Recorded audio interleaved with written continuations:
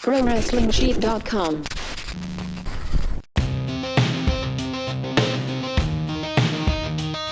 Welcome, everybody, to a brand new episode of Collider SmackDown, Body Slam SmackDown. I can't even talk right now because we're in a whole new environment here. It's jarring. We snuck out to Studio A. We're doing this guerrilla style Collider Body Slam SmackDown live recap. Ryan Satin is here, fresh off an interview on the JR podcast. You know, did he sell you Jim Ross report? Yep. Did he sell you some of his barbecue sauce, or would you? No, but I'm already a fan of the barbecue sauce, the jerky. I've had it all. The mustard. It's great. It's great. And yes, that's why we're here in the studio. We of those of you listening, you can't tell a difference, obviously. Oh, that's true. Good point. Yes. But for those of you watching us, we're here in the bigger studio because I'm on Jim Ross's podcast this week.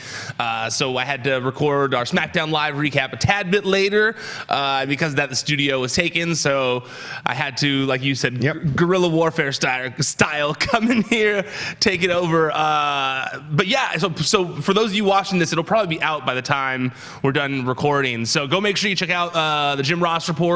We talk all about All Elite Wrestling, the topic Rocha wanted to discuss with me yesterday, but I was secretly holding out for the Jim Ross report. No offense. Hey, you know, he's the man, so I defer. Yeah, so we talked about the Ross report. We talked about a bunch of stuff going on here at Collider. We talked about my past at TMZ, all sorts of stuff like that. So make sure you guys go check that out. It's available on Westwood One, all sorts of podcast platforms. So yeah, go check that out. It's a great conversation. Love talking to Jim Ross. My first time on the show, so please go download it so that it gets a lot of downloads, and then they maybe want me back again in the future. So go check that out. Now, onto the SmackDown side of things. Yeah.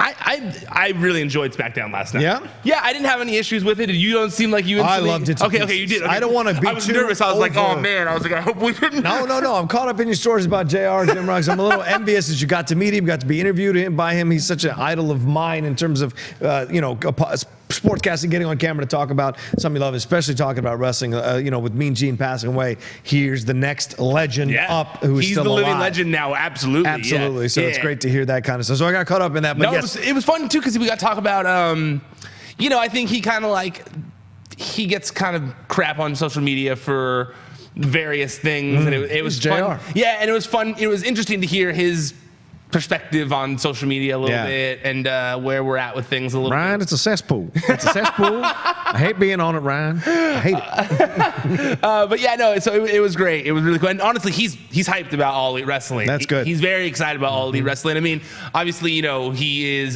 still in a contract with WWE. Yeah, right. But you could tell, because I think there is, from what I've heard, and I didn't really even get a chance to bring this up on his show, but there were people watching backstage. They were watching the rally. There were people backstage. I'm sure they were watching the rally. Yes. I mean, obviously. Why do you not watch your competition? That makes sense. Well, I mean, obviously it wasn't like playing on a TV in the locker room. No, right. But people are low key. Sure. Social media is the thing. So everyone was keeping up on it. And I did hear about, people backstage in WWE, there being a lot of eye rollers about the situation. I mean, sure. You can eye roll from a place of supremacy in the moment, but let's see if you're eye rolling a year from now. I think it was that. I also think it was a lot of these are big claims that they're making. Right. The healthcare type stuff, right. The equal pay type stuff, a lot of it. And, I think that a lot of people are like, I'll believe it when I see it type. That's the kind of vibe I got. Or I heard various other complaints about it, but it was very nitpicky complaints in my opinion. Yeah. So go check out the Ross report, Jim Ross report. Yeah. Full combo there. But I do think I don't think it was related, but it's because SmackDown is pretty consistently a great show. I agree. But it kicked off with a bang this week with that Daniel Bryan stuff. I mean, you want to talk about people with strong opinions, Ryan Satin and JR. Daniel Bryan got some strong opinions about the concession stand and about what's available for everybody to eat there. By the way, not incorrect. Daniel Bryan was not incorrect. Hot dogs are not the healthiest thing to put in your body. Wrestling fans aren't really known for being the best shape. And drinking corn syrup, which high fructose corn syrup, not really good for your health, overall health. So although Daniel was the heel, I thoroughly enjoyed this promo because I found myself nodding along with him. And don't get me wrong, I eat a hot dog and I take a drink of Coke all the time. So I understand it, but I enjoyed this promo and then him going off about AJ Styles' paraphernalia being there or merchandise being there to sell. And then going off at the fans. I mean, he ripped that hot dog out of the dude's hand. I was laughing my ass off. And then when he threw the drink, I was like, oh, okay, this is all set up then. This is brilliant. Yeah. And especially in the AJ style shirt, which is genius. So I bet that guy got to keep the shirt for free. Yeah. But all around, I thought that was great. Then he goes into the stadium and goes with the fans there, goes back and forth with the fans, and then gets in there, and then he gets attacked by R-Truth, and we kick off that match. A good match, I thought, overall. R-Truth can still bring it at, what, over 50, almost 50 years old. Got to give him love for that, but overall, this is great. Okay, before we get to R-Truth, sorry for the reason I was looking at my phone is because I saw a tweet and I was trying to find it and I finally found it. I thought it was maybe the same arena, but I liked it. It was talking about how early in Daniel Bryan's WWE career, it was talking about like how far Daniel Bryan has come basically in his career, where in an early episode of the NXT show that he was on when it was still a competition series, he was like, I think he was forced to go to the concession stand and chug soda. Like chug soda the fastest. Yes. And he hates soda. And so it was like, I think he had to, but he really didn't like it. And you can hear people yelling at him and stuff. And I thought it was interesting to show her, like, to go from being forced to drink soda to now he's at a place in his career where he's screaming at the consumers for drinking soda, which I thought was a nice little change of pace. But the whole segment was great. James, who runs the social media account, I was real busy last night with all the wrestling stuff at the end of the day and just trying to make sure we got all the right coverage up on it and stuff. Shout out to Aaron Turner for that. Yeah. Oh, huge shout out to Aaron Turner for his help at the All Elite Wrestling Rally. Former host of Best of the Rest. Huge help. But James, who does social media for the site, he was texting me just like, dude, this opening was one of the best openings to SmackDown in so long. Thoroughly. And I loved it. Yeah, he was right. It was a nice change of pace. I always like when there's a little bit change of like out of the norm and not just like a random brawl to start the show like Raw did. Because I feel like that's not that out of the norm. But having someone like Daniel Bryan at the concession stand screaming at the consumer was such a good touch. Yeah. I think that,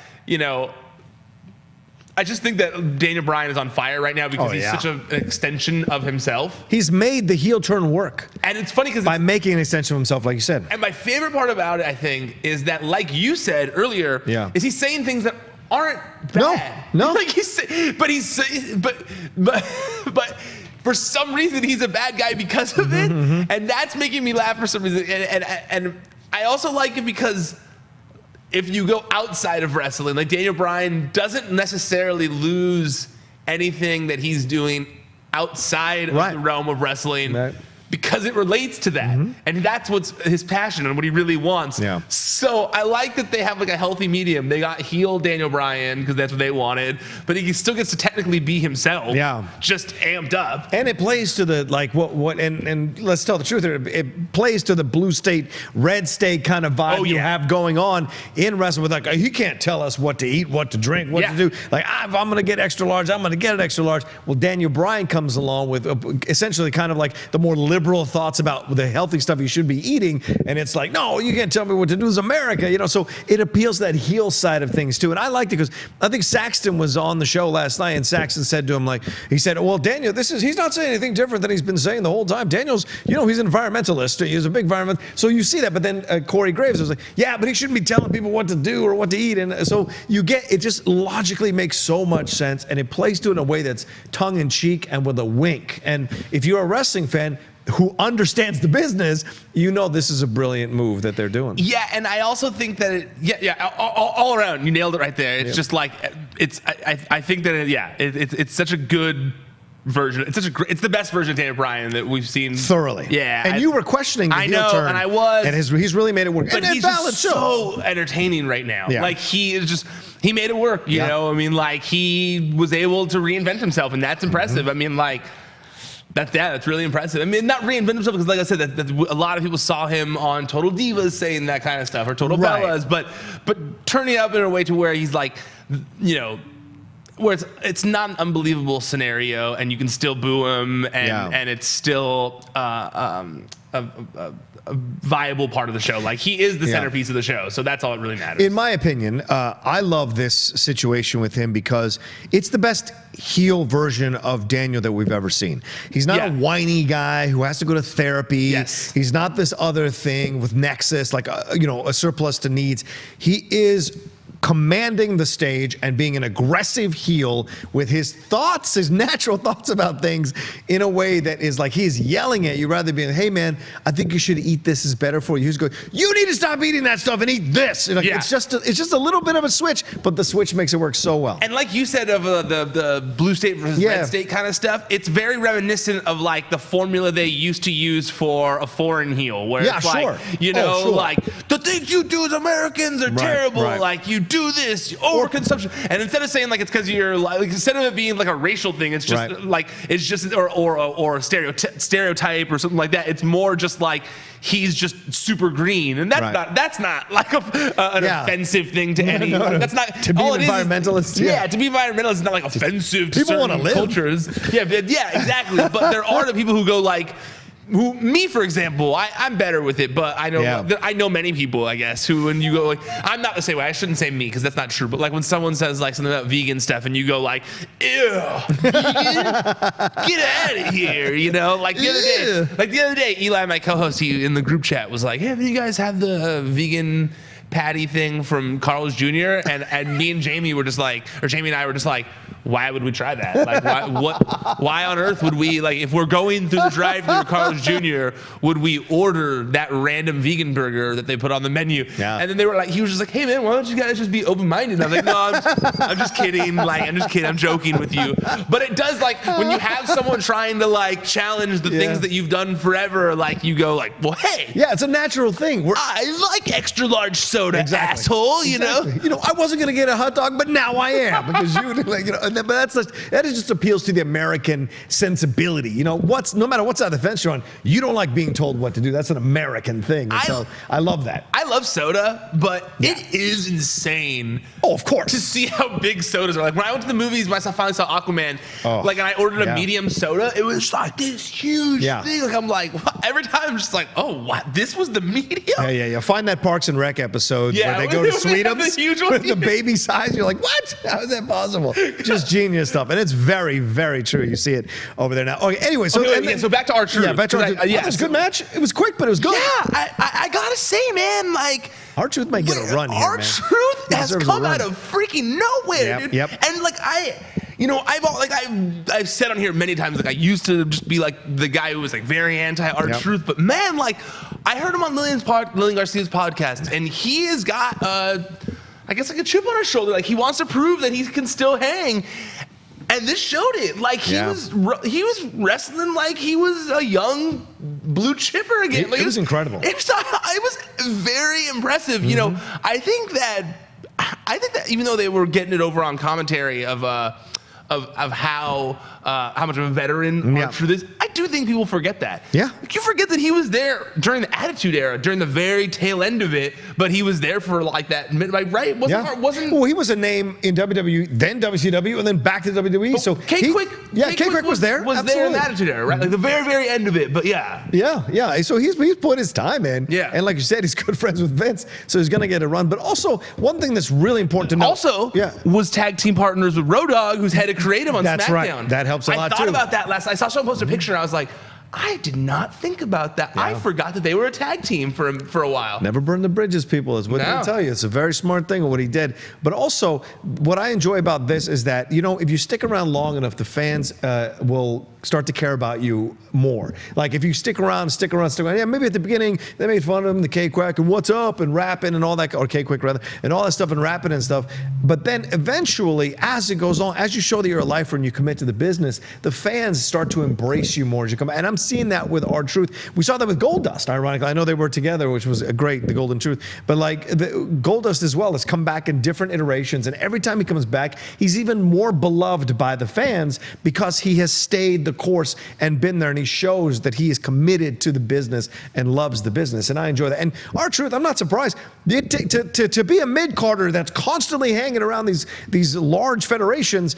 It takes a certain amount of confidence and cockiness and belief in yourself to keep getting out there to show that you can do it. And so I appreciate his chip on his shoulder. The interview that he did with Lillian was actually pretty interesting. He was talking about how, and I never really listened.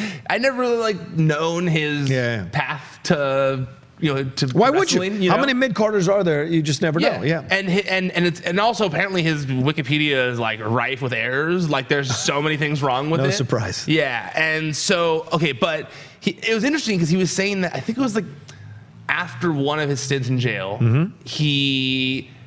I forget who it was. Someone involved in wrestling, but they basically said like they met him somewhere because he was rapping. Okay. And he was trying to become a rapper, and they were like, "No, I think you should become a pro wrestler." Like, wow. And he was like, "No, never heard of it. Don't care about it." You know. And he was like, "No, I think you should go. I think you'd be good. Like, let me." And he was like, "Nope, don't care." And so then he did, and then he got arrested again.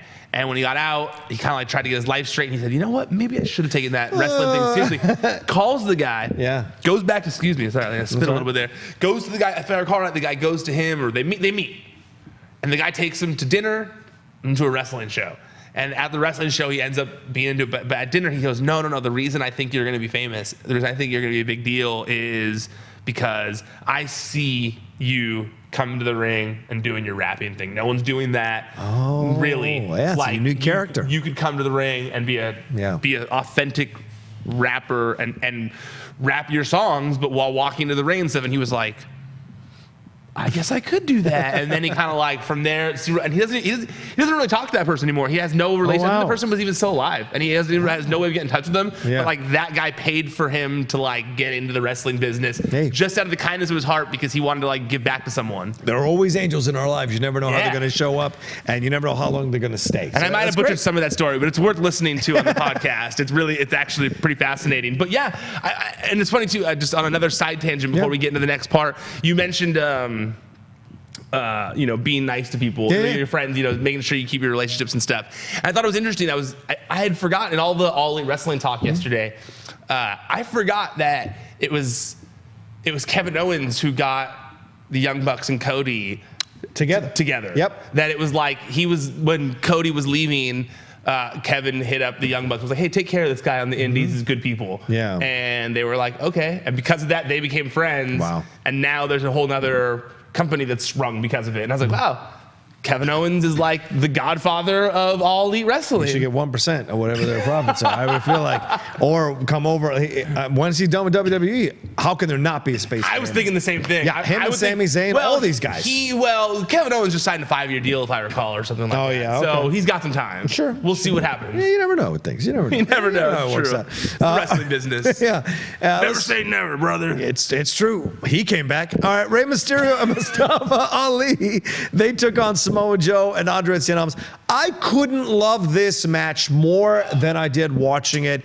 Everyone was on point, and I love how seamless Joe is in matches like this. It is really surprising to see how well he moves with these guys and flows, because he's not a high flyer in the traditional sense, but he can bring weight and power and moves that you don't expect a guy his size to do, that kind of makes it feel like he's a high flyer with them, and I really appreciated that. Mustafa Ali, great stuff with Almas, and that flip DDT or pile driver, whatever. The sunset. It was crazy. It was like a sunset flip destroyer. It was crazy. Yeah, it was incredible between Rey and Almas. But even more so than that, because it had like that. The foot thing first. So it was weird. Yeah, but it was a lot of core work. Yeah, exactly. And the beautiful Zelina outside. Holy mackerel! Seeing all that going on, just all around, just a great match, man. Yeah, it's funny because like I said, I was doing all the All Elite Wrestling stuff, so I was kind of only seeing what was being kind of tweeted and stuff like that.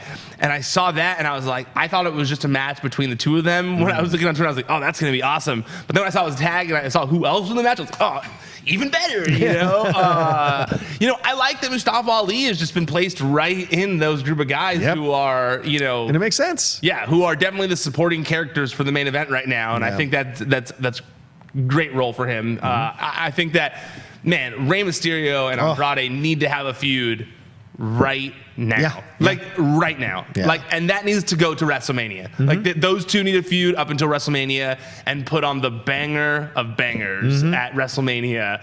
That is what needs to happen. I don't care if Andrade is U.S. title by then or something like that, but that needs to happen because just the times they interacted were just magnificent. Watching them, just seeing the two of them mix it up, you were just like, the WrestleBoner is just like at full mast. You know, like you're just like, man, that's just like what wrestling fans dream of. That kind of stuff. You know, man, that was great. I really want to see full matches between them and like pay-per-view length. Not just on TV. Yeah, 30, 40-minute match would be fantastic. It would be fantastic. Yeah. Samoa Joe is just so good right now. Yeah. So I can't complain about anything that he does. He seems to be having fun out there, too. He seems to be having just like he seems to be at the peak of his career right now. Yep, I would agree with that. He's running at all cylinders on like a master level, and it's fantastic to watch. And then lastly, Andrade got a win. Andrade got the win. Andrade finally got a win. I think that I think I saw someone say that he hadn't won a match since September on SmackDown. Yeah. That's a long time. It was frustrating as hell to watch. I get it. He's been mixing it up with main event level talent, but he was the NXT champion. Yeah, but he's still got to get over with the main roster audience. Well, you got to book him right to get him over. That's how it works for everybody. Agreed. And and I like that they booked him finally with this. Yeah, maybe finally. I think that you know, a meaningful win like that will go a long, long ways for Andrade. Rey loses absolutely nothing except the fact that now Andrade can brag about how he beat Rey, and hopefully this is the launch pad for a huge opportunity for Andrade. Yeah. Because like if they don't capitalize off of this and they just go up against each other next week and Rey gets his win back, I'm gonna be so mad, and I hope that doesn't happen just because I put that out there in the universe now. But I am going to be on here next week, and I'm gonna be very mad if this just leads to some one-on-one match again, and Andrade's right back where he started, because this could be the launch pad for a lot. Similarly to how Mustafa being placed with Daniel Bryan and stuff like that was huge for him. Yep, agreed. I hope it does. I'm with Ryan. I hope it leads to more and more stuff, and it's certainly a match between those two guys. It's going to be fun. All right, Rusev came out with the mic and he lashed out at Shinsuke Nakamura, saying that, you know, Shinsuke, you're the reason my wife got hurt, blah, blah, blah. And Nakamura back in the TV truck said, I have the footage. And then they showed the footage, and, you know, valid, it was what you thought. He blamed Rusev for his wife getting hurt, for Lana getting hurt. And Rusev said Lana's back resting, which you had mentioned last week, that they're going to try to keep her as much away from this because they want to make it a full face thing. So I see that that's happening. And then when he goes back there, Nakamura attacks him a couple of times in that car. And then, look, here's the deal. And I want to say this, probably none of them are watching. But if you're backstage in the WWE and you're getting involved in breaking these guys up, do not yell louder than the two main wrestlers that are involved in the breakup, because then we can't hear what Nakamura is saying to Rusev. And that's frustrating me. Jamie, what's-his-face is back. Jamie Noble was back there, and then the other guys. And they were both being way too loud. And let Nakamura get his shots in. It's not about you, son. You're wearing the suit, which means you're not relevant. Stay out of the situation and let Nakamura do it. I mean, that's the way it is. When you're watching Raw, when you see the wrestlers come out to break up the other wrestlers, if you haven't seen those wrestlers on screen, that tells you where they are. So to me, there's hints when you're watching things. I always like when those things happen, and then those wrestlers will like brag about how they were finally on Raw. And you're like, don't do that. You're like, don't do that. Like No Way Jose or whatever his name was out there breaking up the brawl on Raw. And they'll like circle themselves in the picture and be like, I was on Raw this week. Anyway, what'd you think of this whole program? Promo, rather? I like that Rusev's getting that sympathy, you know, from the crowd. Yeah, I love him.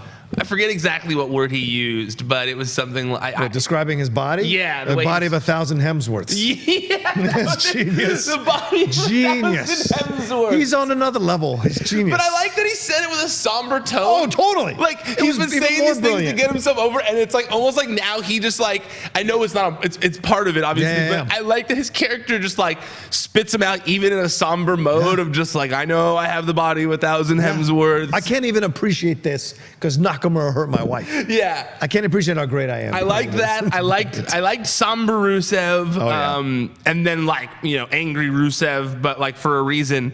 I loved Nakamura in the back. He reminded me of like the bad guy in Inspector Gadget, like who's like sitting there kind of like with Stroking his cat, you know, stroking the cat. Yeah. Like I almost wish Shinsuke had a cat like there, you know, because it felt like he was like pushing a button, you know, like because he even like was talking all methodically, and then it was just like didn't even look at the guy, just kind of like tapped him on the shoulder to play the button, you know, to play it. He just tapped him. And he goes, he just kind of like tapped the guy, you know, like. Play it. I love how the production guy was like, "This is my time to shine. I'm gonna hit that button as hard as possible." Yeah, he really chewed up that scene. He did. With that one move, he chewed it up. Yeah. But those guys had a great back and forth afterwards, and so it's gonna go further. Yeah, totally. Which is great. I think that Nakamura had felt like a little lost in the shuffle. Yes. And I think that Rusev, everyone, ourselves, everyone at home, was kind of like feeling like Rusev was getting a little lost in the shuffle too, since the breakup of he and Aiden English. So I think this finally kind of like gives them both something meaningful to do. And I like that. I like that a lot. Well, and we haven't seen English. I know, and we called that he was as soon as he was done with this program, he was going to be gone. I know, I don't know if he'll lose the job, but he's out. I'm wondering what they're going to do. They should almost. I'm wondering if they're going to like switch him brands or send him back to NXT maybe, or put him with the Miz. I wonder that. They should do something with them. I feel bad that they're doing nothing with him, but I get it too because I don't want. I think the focus should be on Rusev. Yeah. Absolutely. Rusev is a much more valuable commodity. Yeah, absolutely. The Tag Team Championship was fought there on SmackDown Live last night. The Usos took on the Bar for a shot at wearing the belts. The Bar ended up taking care of business, but there was an interruption in the middle of this match. Holy Mary, Mother of God, Mandy Rose came out in that towel, in those cloth slippers, asking where her little gold shorts and her little gold shirt was. I like how you act like she was half naked. She was wearing more clothes than you usually see her in out there. Sure, if you say so. My mind was going. But and so was Corey Graves. I mean, Corey Graves was great. His responses to Mandy are just the best. Because they're not leery, they're not lewd, they're not inappropriate. Yeah. They're playful in what's happening in the world of wrestling. Yeah. And so to see that, and she knows it's happening too, which is great. But like, we're pushing that storyline. Soap opera thing with her and Naomi and Jimmy. And Jimmy was like, "What? I don't know what you're talking about," which was great. And then they end up losing the match, and the Miz comes out, confronts them. Miz gets beat up. Wait, before we get to that, so I don't forget things, let's stop at the Usos part. Sure. Because that's a whole separate can of worms, getting back into the Miz and Shane McMahon stuff. Yeah. All right, fair enough. But at the this part of things. Yeah. Okay, first, I always crack up when like someone's in a match and something that stupid distracts them. Yes. Because you're like, why would you be paying attention? She's standing there in a towel. Probably, you know she's not naked. You work there, dude. So like you know she's not. She literally later in the thing she just took it off. She literally pulled off the towel later and is wearing less clothes than she was with the towel over her. Right. That's all I'm saying. Which we'll see in just a second. Yeah, we'll talk about it in just a second. I loved the rest of it. First of all, it is crazy. You know, I know that we've had so many iterations of like the Bar versus New Day and New Day versus the Usos and Usos versus the Bar, and it's been like one-on-one of one of the guys, Sheamus versus Jimmy, or Jimmy versus Jay versus Cesaro. So many things, so many of them. And I think I even mentioned this. I mentioned this last week as well. But it is continually amazing to me how they are able to still make these matches interesting. Oh yeah, like there are so many. Pairings of wrestlers that I never want to watch again. Yep. And sometimes I'll even forget. And then they'll be in the screen together, and I'm like, ugh, I've seen that match so many times. Right. I'm over it. I don't care about that. It's like seeing John Cena versus Randy Orton on the match screen. You know, oh God, no, not again. Yeah. I have seen that 100 times. Don't show me that stupid match. You know, it's like Steve Carell in The Office. No, yeah, God, no. That's me. Whenever I hear John Cena versus Randy Orton, instantly I go, no, I don't. I saw it for so many years in a row. No, that's me. So, but this is what I saw a lot of people when this match got announced on Twitter that were going like, again. Yeah, but again. And I really enjoyed it, man. And look at. Cesaro is one of the best wrestlers on the planet. You know, the Usos are one of the best tag teams. They're so much fun to watch. You know, Sheamus is incredibly entertaining in the ring. Yep. So I think that I'm really I have no complaints about this match. I liked the injecting of Mandy into the match to play off of what they've been doing with Mandy and Naomi. Yep. I like when storylines are intersecting. Maybe next week we'll get like a mixed match with maybe Mandy and the Bar versus the Usos and Naomi maybe. Sure. That'd be kind of cool. I don't really know how it would work out, but I'm interested. I like that. But the match itself, man, those guys are so crisp in the ring. Yep. It's wild. I mean, and they're not repeating spots. no, Cesaro did an new elbow spots drop every time. and I'm I was thinking, and maybe I'm crazy, but I don't recall Cesaro doing lots of top rope elbow drops. And I was thinking, that's just Cesaro pulling out of his book. He's like, well, we did that. Haven't done a top rope elbow drop. I'll just do that. Throw that in the mix. And I appreciate that because as someone who has to watch every single one of these things, I go they're not repeating all the same things. They're not going back to the well. Yeah, they have their finishers, but even when you did the neutralizer, I thought to myself, when's the last time we saw someone use the neutralizer even? Seen Cesaro use the neutralizer, and I'm sure someone's gonna call me out. He did it last week or something, and I'm crazy. But I just felt like because they don't repeat the finish of their match so often, repeat the spots of matches, it really does make a difference. The Usos had new gear, right? They had the new pants. Liked it. I was into it. I dug it too. And then you had a little. Well, we'll get to the. Sorry. We'll get to the Shane and Miz in a second. I want to first say kerfuffle in the back. Yeah, in the back. What happened where Mandy went back there, and then Naomi kicked the living crap out of her. And find the Instagram video of it where they're watching the camera guy shoot them having the battle. Those ladies are going at it, and it's all choreographed, whatever. But those ladies are going at it. You got to respect it. Naomi was getting thrown around. Then Sonya comes in. Mandy was getting thrown around. Then Sonya comes in to try to save her. Then they both team up on Naomi. I thought that was an awesome thing to watch. So I like that they have made Naomi into the most down wife ever. Yeah. You want a wife like Naomi. Ride or die. She's ride or die, man. You don't want necessarily a girl who's gonna beat up every other girl, but that's not the vibe I get from Naomi. No. Naomi's just down to respect. Yeah. You're disrespecting me as this man's wife. My union with this man. Yeah. It's you're disrespecting my union with this man. I like that. That's good. That's good. And that's what honestly, you go man, I feel like most men watching that go I need a girl like Naomi. Hell yeah. And I have a girl like Naomi, so I'm not thinking that while I watch it because my girl is like that. Oh yeah. But I feel like I loved it. I was like, man, she comes out looking all fly in neon clothes, and she just instantly let's do this.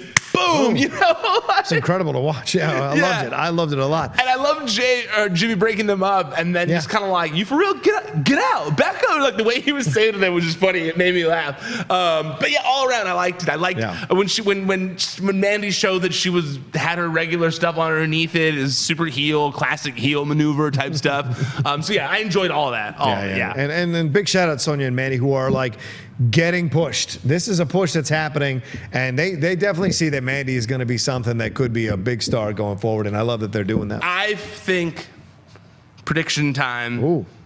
I know that they said when Paige left, when Paige got fired, basically, they got rid of her role, and they said they were going to give her a new role, and we don't really know what that is yet. My prediction is she's going to go back to managing them. Yeah, absolution. Yeah, absolutely. She's going to go back to it. It's what else are they going to do with her? Yeah.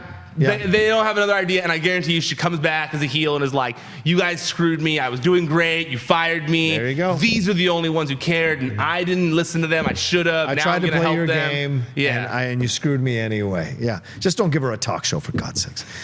We're not going to moment of bliss, for God's Turn sakes. the page. Oh, God. All right, next one. The number one contenders match happened as well last night. Jesus, this episode was incredible. I don't know what Raw's doing, but SmackDown is killing it. We had Becky Lynch versus Charlotte. We skipped the Shane stuff. Oh, yeah, I'm sorry, Shane and Miz. So, Miz comes out, confronts the Bar in the ring, says, hey, you need to, you've beaten everybody at SmackDown except this team, The best me team. and Shane, the best team, blah blah blah, and they both called his ass out, going, "You guys we're gonna beat some. You guys are a rookie team. You're dysfunctional. You don't know what you're doing with each other. You have no chemistry. What are you talking about?" And as this goes along with a couple more exchanges, then Sheamus just handles the business and gives him a bro kick and knocks him out, and that's the end of that. No Shane coming in to save him. None of that stuff. So what do you think this did? I cannot hate the Shane Miz storyline. As much as Christian Harloff wants us to hate it, we can't. No, it. I said I can't hate it enough. Oh, you can't hate it enough. Cannot hate it enough. Okay, so you're with Christian Harloff. I am with Christian. I have no problems with this. I'm so confused as to where this could be going, and any outcome I can think of to where it could be going, I don't understand why we would care about it. You know, I don't get it. I don't know what's going on. Shane, I mean, Miz is entertaining with whatever. Yeah, true. I get it. Very true. Miz is always going to be entertaining. Like, Miz is an entertaining guy. Yeah. So, yeah, Miz gets himself over. Like, Miz gets the segment over because that's what Miz does. Yeah. But when I watch it, I'm just sitting there thinking, like, okay, first I did laugh that, like, they just disregarded him so easily. They were just like, the challenge, bro kick, yeah, we accept, dork. Yeah. Like walk away. And then in the back, like, the whole, like, my dad, your dad, all that stuff. It was just like, it's just like not good. Okay. Maybe I'm in the wrong here. And hey, I have just for at least 30 minutes talked about how much I liked things. So give me a break here. This segment, I just don't get it. And I love The Miz. Okay. I love SmackDown. I just hate it. I just want it to be over. I don't know why we are still following a storyline from Crown Jewel. Yeah. It would be like we're still following a storyline from Evolution. That was a while ago. Yeah, true. This is a storyline that stemmed from their most disliked pay-per-view of all of 2018. True. Their most reviled event. People in the roster refused to go. And we are still tracking a storyline related to that pay-per-view. My guess is that it's because this is going to continue until the next Saudi Arabia event. Oh, no. Because they have a 10-year deal. That's true. They're going back. It's not like they're not going back to Saudi Arabia. They're going back, people. Yeah. And my guess is that's why this has stayed a presence on television for this long, because it's going to lead to the actual determination of who is the best in the world. Right. When Shane and Miz go against each other. Or I guess Dolph won. So it doesn't even... Yeah. I don't even know what this is for. Wait, there you go. Dolph win or Shane? No, Shane won. Shane won, sorry. Yeah. They still have the trophy. So I think it's going to end with them at Saudi Arabia, the next Saudi Arabia event for the trophy again. For the trophy. But also, like, Braun probably threw away the green Saudi Arabia belt, so we haven't heard of that again. So I don't know. I'm confused. I don't get it. I don't like it. I'm over it. I want them to do something different. It makes Shane look like... I don't like any of it. I'm over it. What you got from all of that is that Ryan does not like it. That's all you need to know from the whole thing. Ryan's not a fan of this storyline at all. But something we both like is a triple threat match between Charlotte, Becky Lynch, and Carmella. This was an incredible match to end. This was a pay-per-view level match to end a SmackDown live show, and it was worth it. So much fun. Being a fan of Carmella now, watching her moves in the ring, you enjoy what she's doing so much more. But she wrestled heel. The slaps were all there. Who do you think you are was there. Even the backstage promos, because they were doing those promos throughout the episode. Yeah. Kind of felt a little heel-like. It was like, I was surprised it was by back that. to more being like, hey, remember, I was the champion for a long time. Like, I'm having fun, but I was the champion for a long time. Yeah, that cockiness was there. And then you saw it in the ring multiple times. But those ladies hit their spots in such great ways. Some good stuff. I really loved the changes that were going on throughout the match in the terms of the switches of who was in top, who was not on top, who was going to end up the victory. I didn't know which one he was going to go. I wanted Becky to win. Then Becky won it, and I was pretty happy about that. And it wasn't at Charlotte's expense. It was, of course, at Carmella's expense, which these irony. I don't know if the fans have thought this yet, or maybe you have. That used to be Becky's role when it was Sasha versus Charlotte. It was Becky always taking the loss so that neither one of them could lose their shine. It's true. And now to see Becky putting that on Carmella, I think shows you the progression of Becky Lynch as a performer and as a personality, an entertainer and wrestler in the WWE. I also think that Carmella holding her own those other two shows where how far she has come as well. Because there was a while where she even mentioned people didn't like, people had all these things to say about her, but like, man, this match she was doing, that top rope hurricane Rana, that dive through the ropes, like the drive through the ropes was great. It was great, and I don't even love dive through the ropes as much anymore, but she had a good one. I also loved during that part where when Charlotte went to do the moonsault, and they all just went nope. She doesn't get this right. I'm out of here. Nope. She doesn't. She never gets this right. This. She never lands that. Peace out, y'all. But then me in the face. Exactly. But then she took the flip onto the which I thought was great. She took all the bumps Carmella did, and so did Becky and Charlotte as well. So this was a fun ass match to watch. Yeah, and I think that like I like the momentum that's going on right now. This helped keep it along. Do you think? Okay, so Becky wins. Yes. Right. Yes. So Becky wins. Here we go. Then Asuka came out. They have their stare down. So now we got Becky versus Asuka, which was great. Yeah. It was one of those moments where you get almost like giddy. You're like, yeah, that's what I want to see. It makes you like when you're watching, go like, yeah, like Asuka and Becky mess each other up. I like it, I wonder. I'm trying to like look ahead towards WrestleMania now, right? Okay. And I think to myself like, well, now that we're officially on the road, according to John Cena. I look at it and I go, okay, so because I saw Aaron Turner, who we were talking about earlier in this episode, I saw his tweets where he was trying to piece the puzzles together of how we get to WrestleMania, and I was trying to do the same thing, and I feel like, okay, so I feel like in order to get to the main event, in order for Vince to feel like the main event is important enough, right? Or his booking of the main event is important enough, right? Well, not even that. I think that in order for him to feel like it has to have as much weight as possible to the match and be as important as possible in order to warrant the main event, right? I'm wondering if Becky Lynch beats Asuka. Beats Asuka for the title. Becomes champion again. Ronda beats Sasha, retains her title. Charlotte wins the Royal Rumble. And Charlotte says, I don't want to wrestle Becky. I don't want to wrestle Ronda Rousey. Right. I want to wrestle both of you at WrestleMania. And winner takes all the belts. And that way they can get Ronda being double champion on both shows by the time Fox rolls around. Jesus Christ.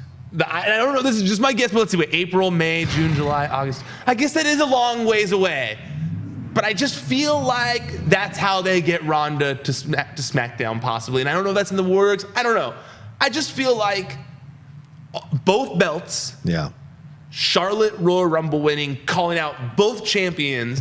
Ronda, Becky, Charlotte. That holds a lot of weight. And I can't think of anything. Seth winning the Rumble and going to face Brock Lesnar is not a bigger match than the champion of both shows versus the Royal Rumble winner in the main event. Yeah, it makes sense. There's no way they're putting Charlotte in the backseat. As much as I would like them to do it, there's no way they're doing it. There's no way they're going to. She's been involved heavily. Yeah, because the other badass way to do it is that Becky loses to Asuka. No, but that wouldn't work because you're not going to put the Royal Rumble after the title match. So, because I was thinking she could lose to Asuka and then put herself in the Rumble, win the Rumble, then challenge Ronda. It's not as powerful coming off a loss. I don't think so yeah, either. That makes sense. Ryan. I mean, it's been done before, I believe, and I was also thinking this because Aaron kind of like piggybacking off of kind of what I saw Aaron say is like he was predicting that Asuka retains. Angry Becky causes Ronda to lose. To Charlotte. To Sasha. Oh, to Sasha, rather. Sasha becomes new Raw Women's Champion. Ronda, or then Charlotte doesn't win the Royal Rumble, Yeah. and Charlotte, Ronda, and Becky do a 3-way at WrestleMania, but not for a title. Not for a title? Not for a title. And I said, no, I was thinking in my head, I was like, there's no way. I mean, Because then also that plays into, then it kind of slowly brings Sasha and Bayley into an inevitable 4 Horsemen storyline that they need to get to, because they're kind of like the outliers in this Ronda versus everyone else kind of thing. Right. So now that Sasha's slowly being brought in, but I don't think that's where it's going. I think that they just needed something for Ronda to do something for Ronda and Sasha to do while they, before they get to WrestleMania. So yeah, to me, both titles make so much more sense. Yeah. Okay. We'll see what happens. Yeah, I agree. It should be both titles. That'd be something. Because then because look, we go, okay, so then we have both titles, right? Then we have Sasha and Bayley versus someone else for the women's tag team titles. Right. And then the Mae Young, the whatever they call it, not Mae Young, whatever they call it, the Moolah Classic, whatever it's gonna be called. Sure. The women's battle royal for a title shot. That's what I see happening, right? It seems to make the most sense. Yeah, right? yeah. I love your scenario. If it does happen, I think that's great. I'm down for that happening. Anything that puts Becky in prime position for everything, I'm for. I know they're probably going to give it to Ronda, which sucks, but I think it should be Becky. If it were up to me at this point, I would have Becky win at WrestleMania. Of course, and that makes the most sense. I would have Becky walking out of there with both titles like Daniel Bryan had after WrestleMania 30. Yeah. That's the other picture I have in my head, I think, of why. Because if you get to the end of the year and Becky is victorious with both those titles, I think that that's a better way to end WrestleMania. Now, granted, Ronda's the star, has lots of drawing power. It's very possible they don't agree. But I think that she's got to lose eventually. And I know that I've been a big proponent of like, hey, have Ronda squash the shit out of people. But we've gotten a year now. We're getting closer to a year of Ronda Rousey now. And I think the time has come. Yeah, I agree, and it should happen. And this is where we are. Yeah, we're about to be at a year because it was the Royal Rumble. This is where you start to see and look at WWE. WWE is more than just a wrestling promotion. It's a business, and they've got to push. So this is where you've got business versus the fans who love wrestling slamming into each other. And, they got to do, as they've always said, what's best for business. And for them, Ronda Rousey is what's best for business, unfortunately. Even though Becky Lynch is best for the wrestling fans, Ronda Rousey for the outside of the world of professional wrestling is better for them business-wise. It's reminiscent of back when CM Punk and John Cena were on top. Yeah. It was like the fans loved CM Punk. Right. But he wasn't the guy they were trotting out on TV shows because he's covered in tattoos. Exactly. Smaller. John Cena was the guy that was like... He goes off script sometimes. Yeah. And John Cena was the guy that was like put out in front of everybody. John Cena was on the cover of everything. John Cena was this. John Cena was still the main event while CM Punk was champion. It seems very reminiscent of that kind of. But I feel like they have to pull... Becky Lynch is the biggest thing in wrestling right now. Yeah. Damn right she is. There's no denying that Becky Lynch is the biggest thing in wrestling right now. So, I mean, if I were in charge, I was a big person I was a big proponent of like, don't make Ronda Rousey lose. But it's been a year. Yeah. She can lose now. Thank you, Ryan. She's fine. I don't think they're gonna lose anything by having Ronda Rousey lose, and Becky will gain the world by winning. I mean, Becky will gain the world by being the one to beat Ronda Rousey at WrestleMania. They're not gonna let it happen. They're not gonna let it happen. You don't think? No. They'll give it to Charlotte, or they'll give it to Ronda. They will not give it to Becky. God damn it, which sucks. But whatever. It's not. We don't run a business. Whatever. All right. I run a business, but there you go. But it's not that kind of business. There it is. She's the man. Damn it, give her the belts, all of them. As the Outlaw would say, all the belts, and give her all the records. All right. Well, that's our Collider Body Slam. Outlaw and belts, eh? Yeah, that's right. Those were the days. Collider Body Slam. 2019 is here. We shall see. Collider Body Slam. That aired now. What? Yes, of course it aired. You guys, one time, I don't know if you guys ever noticed, but I accidentally, because spoiler alert, they shoot them a little early, and I had a little. What? And I didn't realize that it hadn't aired yet, and I called him out. No, he did call it out. I did call it out. Yeah. And we had to edit it out. He kicked me off the show because I lost the belt to Ethan, and it was like, wait, they haven't showed it yet, and we had to stop the recording, go back, redo it. Like I started it, and he just gave me this look of just like stop talking. Like I could just see his face like shaking without shaking, like the inside died. I was like, oh, no. I'm like, stop talking. Stop. Ooh, okay, all right, there it is. Hey, but 2019 is a new year. You never know. It could be back on top again. Depends. Outlaw season. That's right. I got a good new coach. She's going to take care of business. Anyway, what did you think about SmackDown Live? Did you love it? Did you enjoy it? What do you think about what we had to say about it? Let us know in the comments section below. Before we go, Ryan, tell everybody where they can follow things and follow you. ProWrestlingSheet.com is the website, at Wrestling Sheet on social media. Make sure you follow us on social media, Facebook, Twitter. That's the main place I post stuff. I'm kind of posted up on Instagram because I'm not great with posting things on Instagram, but we're there. You can follow us there for when I finally hire a full-time social media person. And then also youtube.com/C/Wrestling Sheet. That's where all the videos are. There's videos from the All Elite Wrestling rally that we shot, from the media scrum that they did afterwards. So it's Cody talking about possible TV deal, talking about the healthcare kind of stuff, talking about all sorts of stuff. It's like a 6-minute interview with Cody Rhodes. So make sure you guys go check that out. There's also one with the Young Bucks where they talk about future of being the elite. They talk about their dream venue for All Elite Wrestling, all sorts of stuff like that. Also Hangman Page, there's like a shorter interview with him where he talks about Pac interrupting the rally when he was speaking and coming out in his ring attire and being the only one who was there in ring attire for some reason. But yeah, so make sure you guys go check out the YouTube channel. It's also where you can see the video of us doing these recaps. To those of you who are watching, hello, thank you, hi. I hope you enjoyed us on this set today. But while you're here, make sure you guys like the video, please. It helps me out a lot, does nothing for you. So please just hit that like button. If you got anything to say, like he said, hit the comments. Make sure you guys share. When you guys let people know you like this show, I guarantee you it'll bring someone else into the show. We've had a bunch of new subscribers, a bunch of new listeners. The numbers are going up. I really, really appreciate it. So please, please, please keep spreading the word. And make sure you guys follow everything that Collider is doing. There's Collider Podcast, Collider Video, Collider Quick Hits. There's all sorts of Collider-related content. Make sure you guys go to the Collider video page. You'll see the ones they follow and some of the other ones. But Collider Gaming, that's kind of the one I really like. Those Collider Gaming videos help me out when I'm playing Red Dead Redemption still. I'm still playing it. I don't know if you are, but you should go check out Collider Gaming and Collider Sports, which Rocha is heavily involved in as well. Definitely. Thank you. I appreciate that plug. Absolutely. Collider Sports. And you guys can follow me at The Rocha Says on Twitter and on Instagram. And listen, thanks to everyone who's been sending comments every week or tweeting at us, telling us how much you enjoy our recaps. Keep that going. I try to retweet as many of those as possible so you get some love through my social media for giving us some love. And hopefully that spreads out to other people who are going to do the same thing and come and find these recaps, because we love doing them. The more people that come and watch them, the more we can do more with just the recaps. I mean, more than just the recaps. We can do other things as well, and that'll be a blast. So, all right, thanks everybody for watching this week. Enjoy the rest of your week. Have a great weekend, and we will see you on Monday for a Collider Body Slam Raw recap. ProWrestlingSheet.com